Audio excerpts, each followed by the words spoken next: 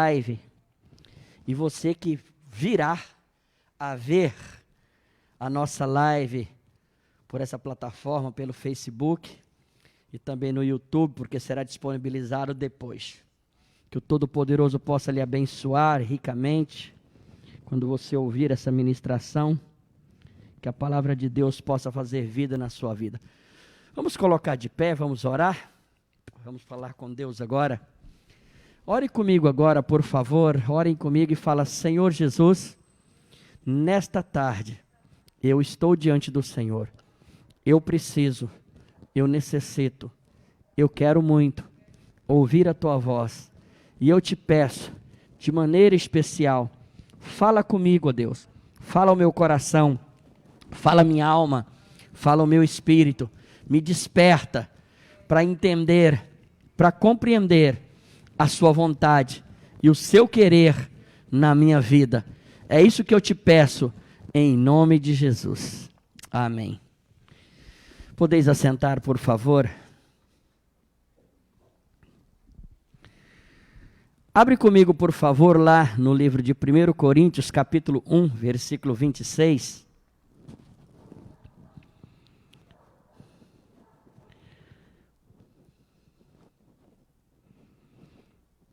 1 Coríntios, capítulo 1, versículo 26, diz o seguinte: porque bem vedes, irmãos, na vossa vocação, que não são muitos os sábios segundo a carne, nem muitos poderosos, nem muitos nobres que são chamados.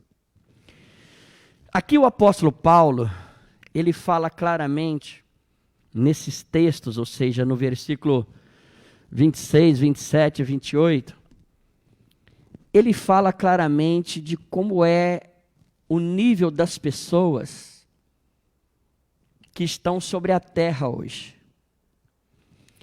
O nível das pessoas que estão vindo para a igreja, que estão na igreja. A Bíblia diz que o povo de Deus, hoje, não são os sábios, segundo a carne, nem os poderosos, nem os nobres de nascimento. O Senhor não chamou essas pessoas para o seu reino.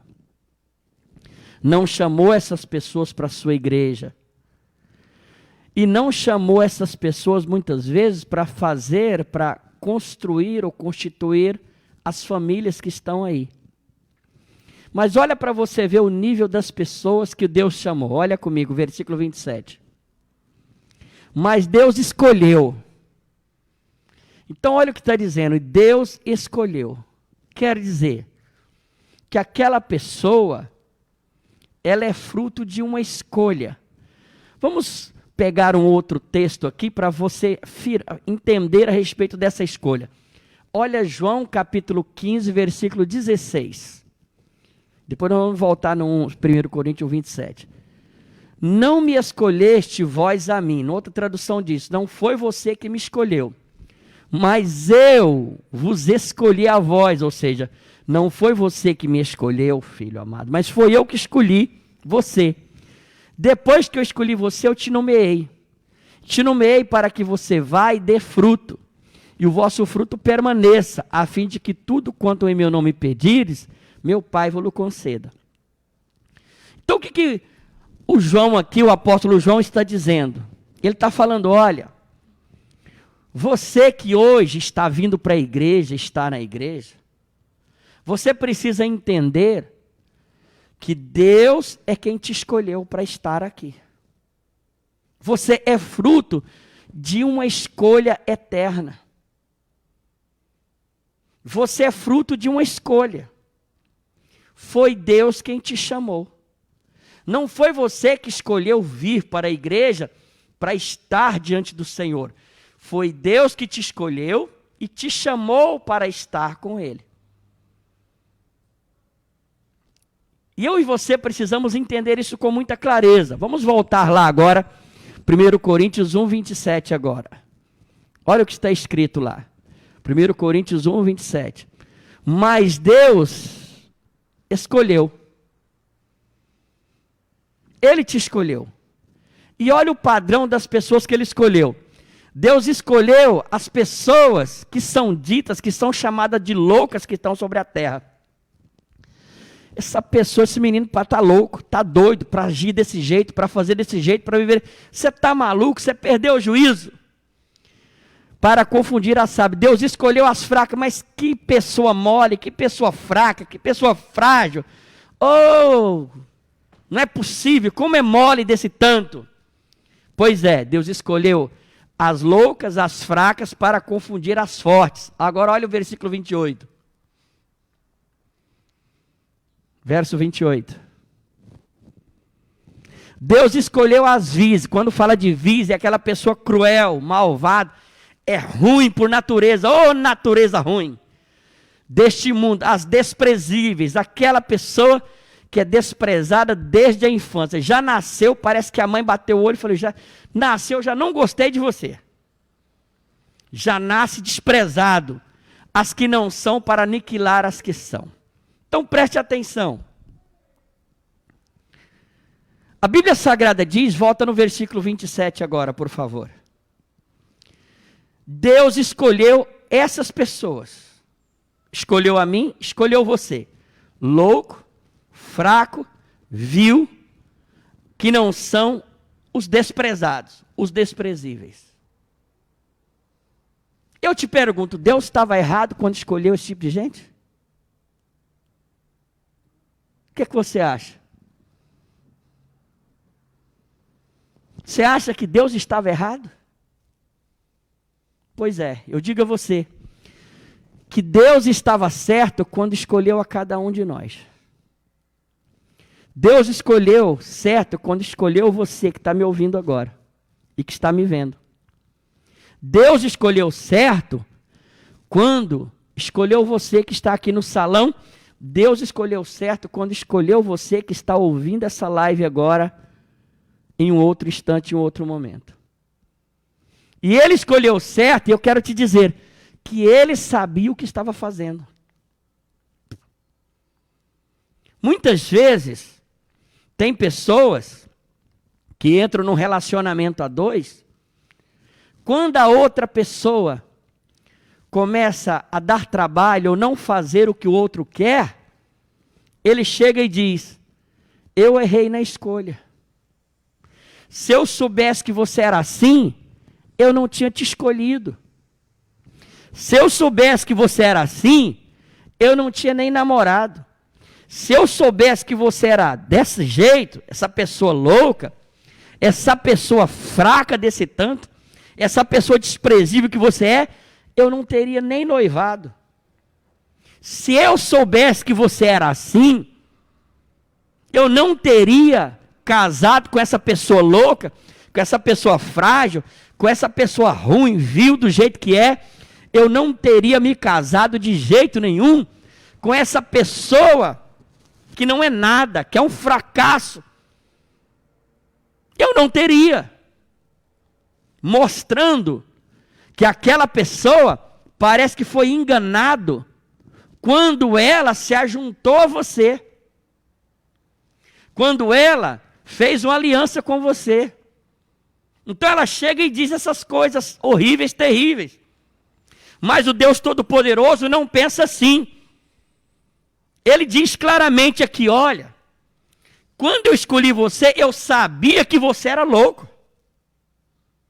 Quando eu escolhi você, eu sabia que você era fraco. Quando eu escolhi você, eu sabia que você era vil, que você era ruim, que você era raça ruim mesmo. Quando eu escolhi você, eu sabia claramente que você era desprezível ou desprezado. Quando eu escolhi você, eu sabia que você era nada, era ninguém. Então Deus sabia o que Ele estava fazendo. E tem um detalhe. Quando Ele diz, Deus escolheu as coisas loucas, as fracas, as vis, as desprezíveis, as que não são, Ele escolheu sabendo o que estava fazendo, tinha certeza da escolha, e tem um detalhe, e Ele não te despreza, mesmo sabendo que você é louco, fraco, desprezível, e simplesmente que é vil e que é ruim. Ele não diz, eu fiz uma loucura quando... Não. ele diz claramente e sustenta a escolha. Se eu soubesse que você era assim, eu teria te escolhido de novo. Sabe por que ele faz isso, gente? Para mostrar que ele não é como homem, não é como ser humano, que faz suas escolhas, que quando está no começo da relação, acha que aquela pessoa é um anjo de Deus, que aquela pessoa é única, que aquela pessoa é maravilhosa, que aquela pessoa, de vez em quando, parece que dá vontade de levantar a blusa dela e olhar para ver se não tem anjo, não tem asa nas costas, que parece anjo, de tão maravilhosa que é. Por quê? Porque aquela pessoa te entende, te compreende, te aceita, faz o que você quer, fala o que você quer ouvir. Ou seja, você está pronto para relacionar com aquela pessoa com a parte boa dela, com aquela parte que te satisfaz, com aquela parte que te aceita, com aquela parte que não te condena, com aquela parte que não te critica. Mas quando aquela pessoa mostra o outro lado, porque todos nós temos dois lados, que ela começa a mostrar que ela tem dificuldade nos relacionamentos, tem os pseudos defeitos, a partir daí, você começa a relacionar com os pseudos defeitos, você começa a desgostar daquele outro ser humano. E é engraçado, que quando você começa a relacionar com aquele ser humano, que no lugar da parte boa, começa a aparecer a parte ruim, aí então você começa a dizer, você tem que mudar, você tem que mudar. E aí então aquela pessoa erra, pede perdão e você fala, vou te dar mais uma chance, vou te dar mais uma chance. Você tem que mudar, você não muda, você não muda, você não muda, você não muda. Como se mudar, gente, o caráter de uma pessoa, como se mudar um comportamento, como se mudar a fala de uma pessoa, os pensamentos de uma pessoa, fosse assim, a coisa mais simples, mais fácil. Eu estou trabalhando com gente há mais de 30 anos. Como eu já disse no passado, eu vou voltar a dizer, mudar é a coisa mais fácil que tem, quando é o outro que tem que mudar. Que quando chega a nossa vez, o negócio dói muito. Então preste atenção. O Todo-Poderoso, quando nos escolheu, escolheu certo. E eu quero te mostrar como é que Deus funciona conosco. E é isso que nós precisamos aprender a fazer com as pessoas que nós escolhemos, ou que Deus escolheu e colocou perto de nós. Olha para você ver. Abre comigo agora, lá no livro de Atos, Atos dos Apóstolos, no capítulo 3, versículo 1. Atos dos Apóstolos. Pedro e João subiam juntos ao templo à hora da oração, a hora nona. Hora nona quer dizer o seguinte, 3 horas da tarde. Hora sexta, meio-dia. Hora terceira, 9 horas da manhã. Então, 9 horas, o dia começava às 6 horas da manhã, que é a hora primeira. Quando dava a hora terceira, era 9 horas. A hora sexta, meio-dia. A hora nona, 3 horas da tarde, exatamente essa hora que nós estamos reunidos agora. Então, Pedro e João subiam ao templo para a oração da hora nona, das 3 horas da tarde. Olha o que aconteceu. Era trazido um homem que desde o ventre da sua mãe era coxo, o qual todos os dias punham à porta do templo chamado Formosa, para pedir esmola aos que entravam aonde, gente? No templo. No templo. Ok? Então, olha o que a Bíblia Sagrada diz aqui. E a Bíblia Sagrada diz no capítulo 4 que esse homem tinha 42 anos de idade. Desde pequenininho ele era colocado e trazido na porta do templo. E ele era aleijado, ele era coxo, ele não conseguia se erguer, não conseguia andar. Mas era interessante que ele era um homem perseverante, estava insistindo ali. Vez a por vez era colocado lá na porta. Agora olha o versículo 3. O qual, aquele homem, vendo Pedro e João, que iam entrando no templo, pediu a eles que lhe dessem uma esmola. Me dá uma esmola, pelo amor de Deus. Me dá uma esmola, pelo amor de Deus. Versículo 4. Pedro, com João, fitando eles nos olhos, e disse: olha para nós. Olha para nós. Olha que está escrito, versículo 5. E olhou para eles, esperando receber deles alguma coisa. Versículo 6. E disse Pedro: eu não tenho prata nem ouro, mas o que eu tenho, isso eu te dou. Em nome de Jesus Cristo Nazareno, levanta-te e anda. Versículo 7. E Pedro, tomando pela mão direita, o levantou, e logo seus pés e artelhos se firmaram. Então, olha que situação é essa aqui. Nós temos a história de um homem coxo, que ele vivia mendigando. E ele pedia esmola, gente. Normalmente de esmola, quando as pessoas dão 5 centavos, 10 centavos, 25, talvez 50, R$1. Quando aparece um bondoso, dá R$2.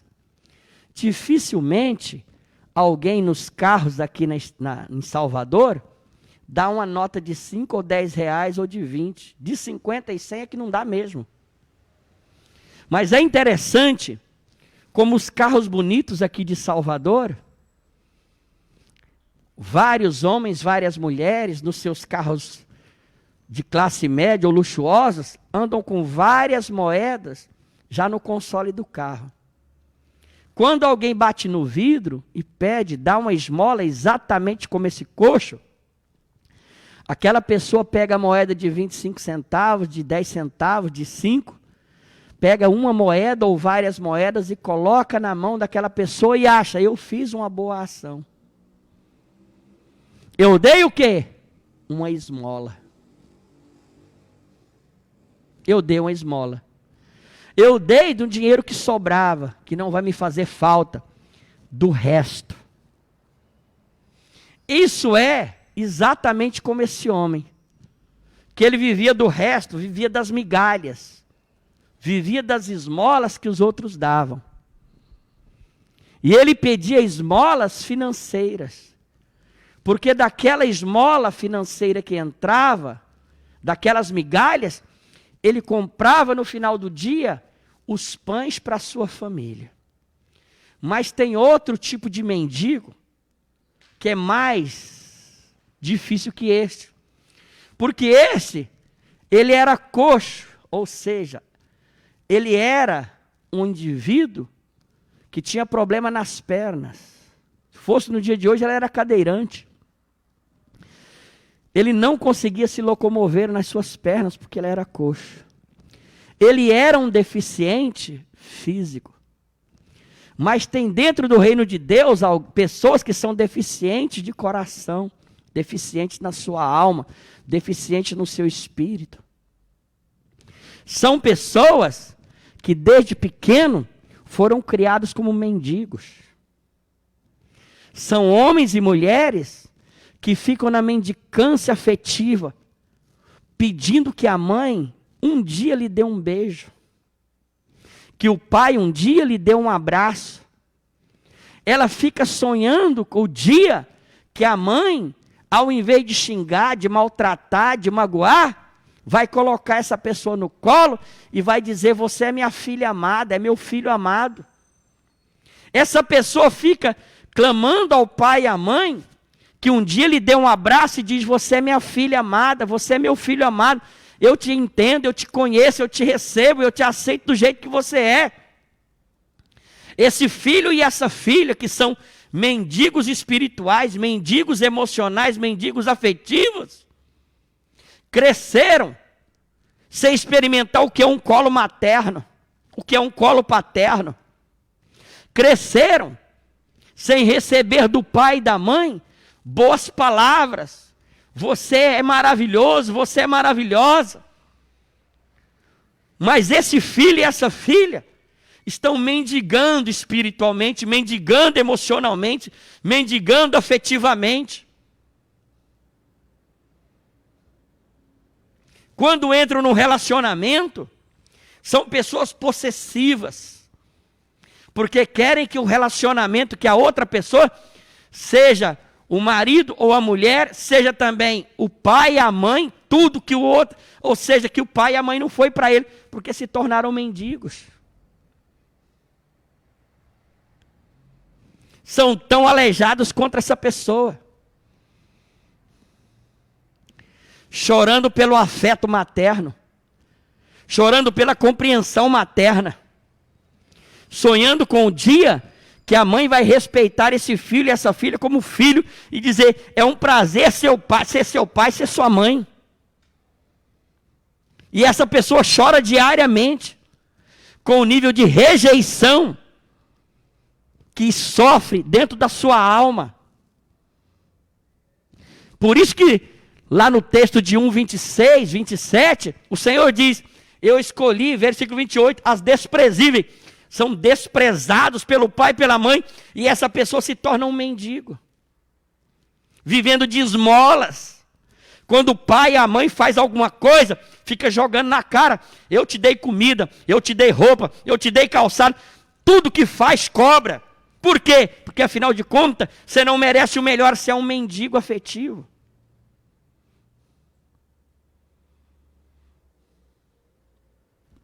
E Pedro e João, volta no versículo 5. Olha o que está escrito. Aquele mendigo olhou para eles. Olha o versículo 4, por favor. E Pedro e João chegou, olha para nós. Essas pessoas que são mendigos, gente, diariamente, fica buscando um espelho em quem se espelhar. Quem eu poderia ser como? Eu poderia olhar para essa pessoa que seria um exemplo de pai, de mãe, de amigo, de companheiro, de responsável, que poderia me ajudar. Pedro e João chegou e falou, olha para nós, porque antes, Pedro diz, eu era um mendigo espiritual, eu era um mendigo afetivo, eu era um mendigo emocional, mas Jesus me curou de tal forma, que eu posso dizer para você, olha para mim agora, eu me tornei exemplo. E olha o que está escrito agora, versículo 5. E ele então olhou para eles, mas ele olhou esperando receber alguma coisa. Quando as pessoas olham para nós, os filhos de Deus, elas esperam receber alguma coisa de nós, gente.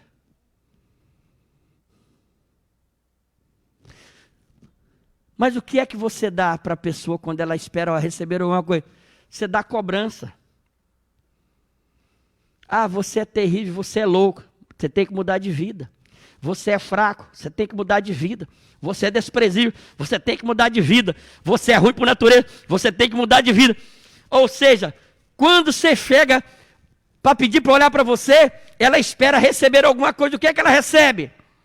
Crítica, julgamento, condenação e desprezo.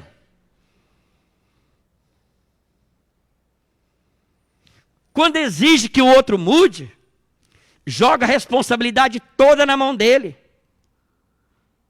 Se você é fraco, muda, se vira, cuide da sua fraqueza sozinho. Se é louco, se vira, cuide da sua loucura sozinho. Você é desprezível, problema seu, cuide do seu desprezo sozinho. Você é cruel, livre-se da sua crueldade sozinho. Mas ele estava dizendo, esperando receber alguma coisa. Agora olha o versículo 5, 6. Então Pedro chegou e falou, olha, eu não tenho muitas vezes o que você está querendo, mas eu tenho o que você precisa. Eu sei que você está querendo receber alguma coisa de mim, mas que eu não tenho para te dar. Eu não tenho ouro, eu não tenho prata, que é o que você está esperando. Mas o que eu tenho eu te dou. Em nome de Jesus Cristo, levanta e anda. Ou seja, olha o que Pedro chegou e disse. Ao invés de falar para aquele louco, para aquele desprezível mendigo, para aquele homem fraco das pernas, fique aí aleijado, fique aí você com o seu problema de deficiência. Ao invés de fazer isso, ele falou, olha para nós, e ele ficou esperando receber alguma coisa. Ele foi e falou, eu não vou dar para você o que você está pedindo, mas vou dar o que você precisa. Eu tenho Jesus, é a única coisa que eu tenho. Então, você vai levantar e vai andar. Quantas e quantas pessoas são mendigos afetivos que esperem que a gente diga isso para ele? Eu tenho Jesus. Levanta e anda. Levanta e muda. O fraco, levanta e anda. Anda. Mas eu não tenho forças. Ô louco, largue a sua loucura, mas eu não consigo ficar livre da minha loucura. Ô desprezível, mas eu não consigo livrar do meu desprezo. Mas ele chegou e disse, em nome de Jesus, levanta e anda. Ele chegou e deu uma ordem. Ao dar a ordem, olha o que Pedro fez, gente, que coisa maravilhosa. Olha o versículo 7 agora. E tomando pela mão o quê? Direita. Quando ele falou levanta e anda, não largou a responsabilidade para ele sozinho. Não largou o mendigo sozinho. Não largou o louco sozinho. Não largou o fraco sozinho. Ele não fez isso. Ele sabia que aquele homem era louco, porque estava ali o tempo inteiro na porta do templo. Sabia que ele era fraco, que não conseguia andar. Sabia que ele era desprezível, por isso vivia na mendicância. Sabia que ele estava lá. Mas ele chegou, falou, levanta e anda. Mas não jogou a responsabilidade. Foi lá e pegou ele pela mão direita. Deixa eu dizer agora a você. Quando uma pessoa, você vê que uma pessoa está necessitada, precisa mudar, e você está vendo que ele é louco, está vendo que ele é fraco, que ele é desprezível, que ele é ruim, não jogue a responsabilidade só para ele. Diga em nome de Jesus, levanta e anda, e estenda a mão para essa pessoa, querido. Sozinho ele não dá conta de levantar, sozinho ele não dá conta de se erguer, sozinho ele não dá conta de firmar os artelhos. Sozinho essa pessoa não consegue caminhar. Essa pessoa precisa de ajuda. Porque é muito fácil você ficar cobrando a mudança dele sem que faça nada. Preste atenção. Quando eu me casei com o pacote todo. Com o pacote da bolacha toda, completo. Com a bolacha em si, com o recheio. Todo, inclusive com a capa. Mas tem pessoas que quando casa só quer casar com o recheio. Só quer casar com a parte boa.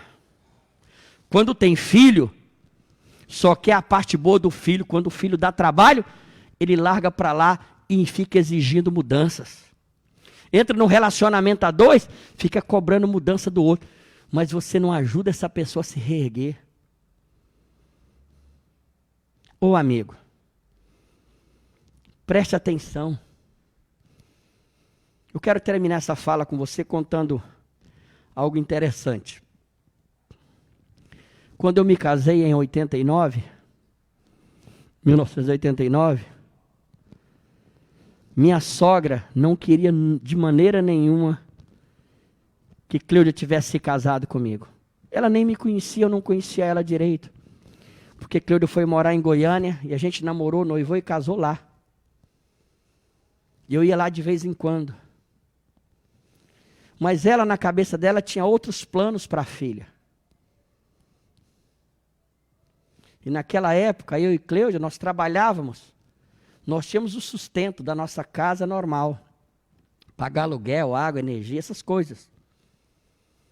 Mas tinha um salário bastante para nos sustentar, que não precisava de ninguém. Mas a minha sogra, ela não foi assim. Já viu quando não vou com jeito? E passou-se muito tempo desse jeito. E foi um momento muito difícil.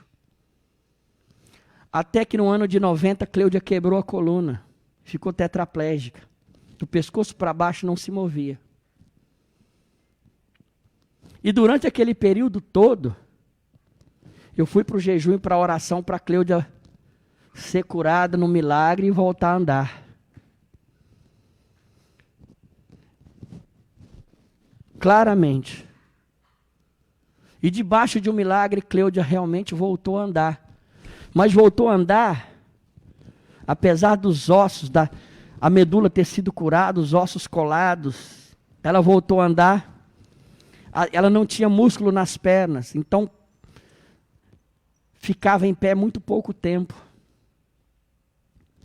Para andar 150 metros, para você ter uma ideia, gente, da casa onde nós morávamos em Goiânia ao ponto de ônibus dava 150 metros. De um poste de luz no outro são 50 metros. Então você pega 3 postes, 150 metros. Era o espaço que a gente tinha que andar. Eu e Cleudia, quando Cleudia voltou a andar, aqueles 150 metros nós levávamos 1 hora e 20 minutos. Eu pegava a Cleudia e eu ia contando os passos dela. Ela fazia assim, ó. 1, 2, 3, 4. Quando dava 10 passos, os nervos das pernas começavam a engerecer e ela gritava de dor. E ela falava, me põe para sentar no meio-fio, porque eu não estou aguentando mais. Eu falava, não, você tem que dar mais um passo. Não, dá mais um passo. Você andou 10, você tem que dar 11. Por que aquilo doía? Porque estava voltando a se locomover de novo. Ela dava mais um passo, eu punha a Cleudia sentada no meio-fio, gente. Ela descansava um pouco, a gente levantava e começava de novo a andar. Levava 1 hora e 20 para fazer 150 metros. Essa é a pastora que vocês têm aqui, que é a minha esposa. Diversas vezes, Cleudia tinha incontinência urinária e eu saía com a bolsa cheia de fralda descartável. Certa feita, nós estávamos no centro de Goiânia e nós tínhamos ido para a Cleudia fazer fisioterapia. E aconteceu que ela já tinha molhado todas as fraldas que eu tinha levado umas 5. Naquele dia estava muito forte. E aí, num determinado momento, nós estávamos indo para o ponto de ônibus, devagarzinho, ela deu vontade de fazer xixi. E perto, uns 5 passos assim, tinha uma farmácia. Eu lembro como foi hoje, a Farmácia do Carmo. No centro de Goiânia, né? Na Avenida Anhanguera, esquina com a Tocantins. E tinha um moço parado na frente da farmácia, era o dono da farmácia. Eu cheguei para ele e falei, Senhor, eu queria que o Senhor emprestasse o seu toalete, o seu banheiro para minha esposa usar, porque ela tem incontinência urinária, porque ela sofreu um acidente, quebrou a coluna, feriu a medula, e ela está voltando a se... Era uma farmácia, gente. Aquele homem virou para mim e falou assim, eu não vou emprestar porque é só para os empregados. Eu falei, moço, por favor, a minha esposa está aqui. Moço, isso é problema seu e não tem nada a ver com isso. Moço, por favor. Ela não consegue, minha esposa é doente. Isso é problema seu. Na hora que ele falou assim, eu olhei para a Cleudia, para os olhos da Cleudia. Uma lágrima estava descendo. E ao mesmo tempo, quando eu olhei para o chão, o xixi estava escorrendo nas pernas dela. E molhando o chão daquela avenida ali. E aquele homem viu. Eu disse para ele, preste atenção. O Senhor Jesus, certa feita, disse que aquele que der um copo de água para um dos meus filhos, deste a mim. O Senhor perdeu a oportunidade de abençoar uma filha de Deus, uma ungida de Deus. Isso não fica sem resposta. Eu não sei o que aconteceu, eu sei que 6 meses depois aquela farmácia estava fechada. Ele tinha 3 lojas na cidade. Foi aquilo que quebrou a farmácia? Eu não sei. Talvez aquilo só foi um empurrão por ver o tamanho da maldade daquele homem. certa feita, eu e Cleudia, nós estávamos na igreja. Aí Cleudia foi no banheiro e às vezes a perna dela endurece, ela anda assim, ó. Cleudia anda assim. Minha esposa anda assim, ó, com a perna arrastando. E tinha 2 jovens que eram da equipe de louvor. Quando foi passando, Cleudia escutou eles falando, lá vai andando o Robocop. E rindo e fazendo chacota. Quando ela voltou, ela falou, olha, eu louvo a Deus porque eu posso andar ainda como Robocop. Que bom que vocês são perfeitos, que vocês não precisam ser xingados e humilhados como Robocop. E Cleudia tinha escutado aquilo. Então foi um período de muita humilhação na nossa vida. Mas nós nunca murmuramos contra Deus. Nunca culpamos a Deus e nunca dizemos, Deus, por que o Senhor permitiu que nós passássemos por esse sofrimento? Uma carestia financeira, porque nós não tínhamos carro e nem tinha dinheiro para comprar um carro naquela época. Andava de ônibus o tempo inteiro e não tinha dinheiro para pagar uma empregada para nos ajudar. Eu saía de manhã, dava banho na Cleudia, trocava a roupa dela, trocava as fraldas todas, colocava comida na boca, deixava ela deitada. 11 horas eu saía da empresa, vinha correndo para casa, fazia o almoço. Enquanto a comida estava começando o arroz a ferver, eu corria, dava banho na Cleudia. Trocava a roupa e colocava ela ali na cadeira, na mesa, enquanto eu estava fazendo a comida. Quando terminava de fazer, eu dava comida na boca dela. Depois deixava um lanchinho para ela ali. Quando chegava de noite, dava banho novamente. Trocava a Cleudia, aí eu ia lavar, passar e cozinhar. Esse foi o começo do nosso casamento, gente. Foi assim. E isso a Cleudia grávida do primeiro filho nosso, Israel, que hoje é médico. Então nós passamos coisas extremas. E como é que eu comecei essa história? Que a minha sogra não me aceitava de jeito nenhum como marido da Cleudia, no começo. Mas todas as vezes que ela foi na nossa casa, e a Cleudia passando aqueles sofrimentos todos, ela via claramente a paciência, o amor e o afeto, e o carinho e o cuidado que eu tinha com Cleudia. Até que uma pessoa, Deus abençoou uma situação que foi uma maldição, mas se tornou em bênção. Tinha uma amiga dela que contraiu câncer.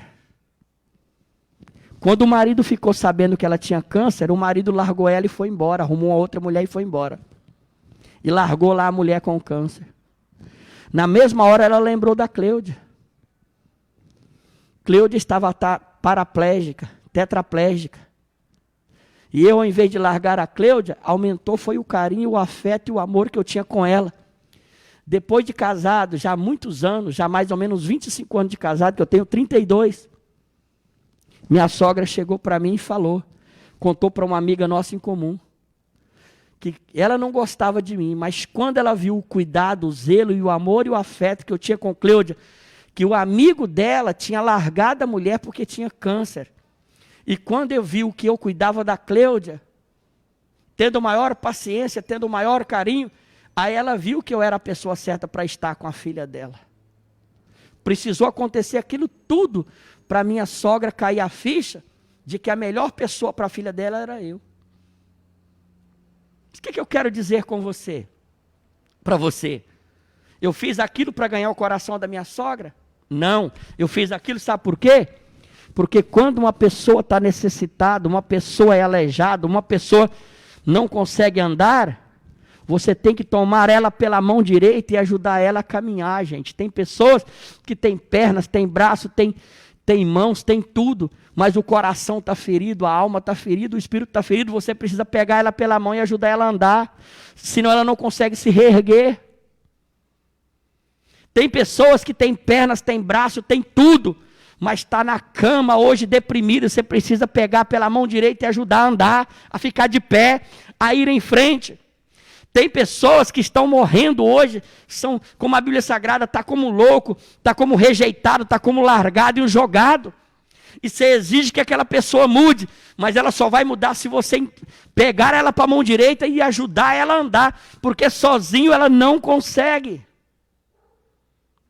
Por isso que eu gosto desse texto aqui. Põe no versículo 6 novamente. Pedro disse, eu não tenho ouro nem prata, mas o que eu tenho eu te dou, em nome de Jesus Cristo. Levanta e anda. É muito fácil falar para o outro, levanta e anda, e largar ele lá. Sendo que ele não consegue, ele não tem força, ele não tem ânimo, ele não tem direção. Mas Pedro chegou e falou, levanta e anda. E olha o que ele fez, versículo 7. Foi, tomou ele pela mão direita, só não mandou andar, mas estendeu a mão para ajudar aquela pessoa. Então deixa eu dizer a você, as pessoas que nós relacionamos com ela, mexe, vira ou vira e mexe, essas pessoas precisam que você diga, levanta e anda, mas não só ordene levanta e anda, pega ela pela mão e começa a ajudar ela a andar. Daqui um pouco ela vai conseguir o objetivo dela, seja transformação, seja mudança, seja o que for, mas ela precisa que você estenda as mãos para ela, e não apenas diga levanta e anda e larga para lá, como se fosse responsabilidade. Eu vou ser claro com você, se eu me relacionar com uma pessoa, e eu estou muito ruim, e ele diz, De Paulo, levanta e anda, e virar as costas, eu não quero ver essa pessoa nunca mais na minha vida. Sabe por quê? Porque ela fala, levanta e anda, e sabe que eu não tenho condições de levantar e andar sozinho, porque ela é tão ruim que não estende as mãos. E é isso que a Rehobote faz diariamente. Cada pessoa que chega nessa igreja, que a gente diz, você vai levantar e vai andar, mas ao invés de falar que vai levantar e andar sozinho, a gente está estendendo as mãos, ouvindo, entendendo, conhecendo as suas dores, seu sofrimento, e ajudando a essas pessoas a ficarem limpas. Nós estamos estendendo as mãos, curando essas pessoas, para que elas possam levantar e andar sozinhas com as próprias pernas. Você entende o que eu estou lhe dizendo? É muito fácil mandar os outros levantar e andar. Quando você está bem, eu tenho o privilégio de não fazer isso. Eu não digo para você levanta e anda e te largo para lá. Eu digo levanta e anda. E se você quiser eu vou estender minhas mãos e nós vamos andar juntos. Um passo após o outro. Até que você obtenha a vitória total em nome de Jesus Cristo. Amém? Vamos colocar de pé e vamos falar com Deus agora.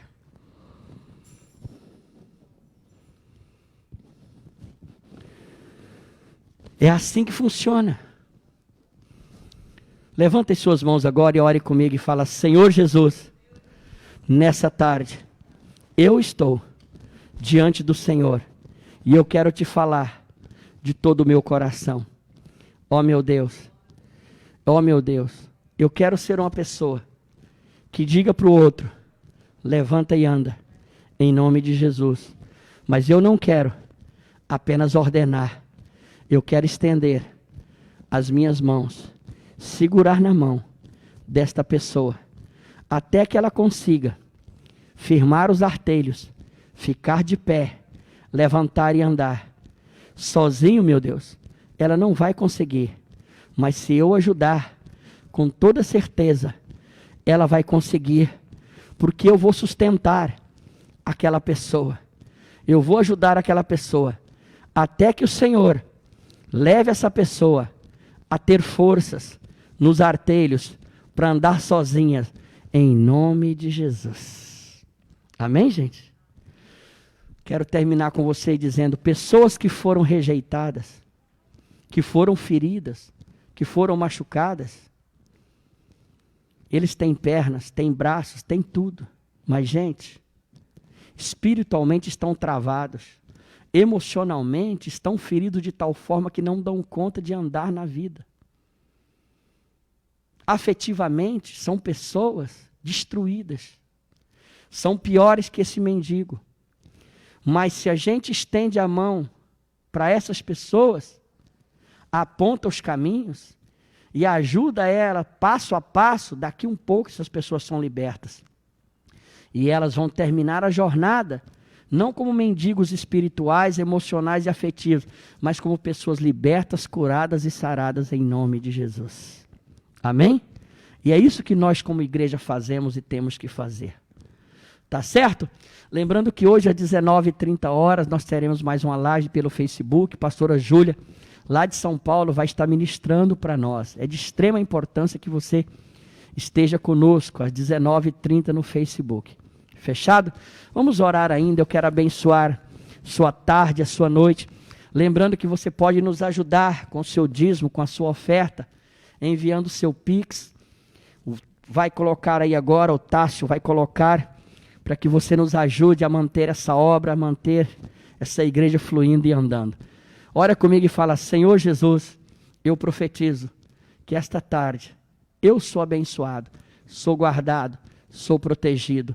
Ó meu Deus, me leva em paz, me traga em paz, em nome de Jesus. Amém e amém. Deus abençoe vocês e até lá, se Deus assim nos permitir.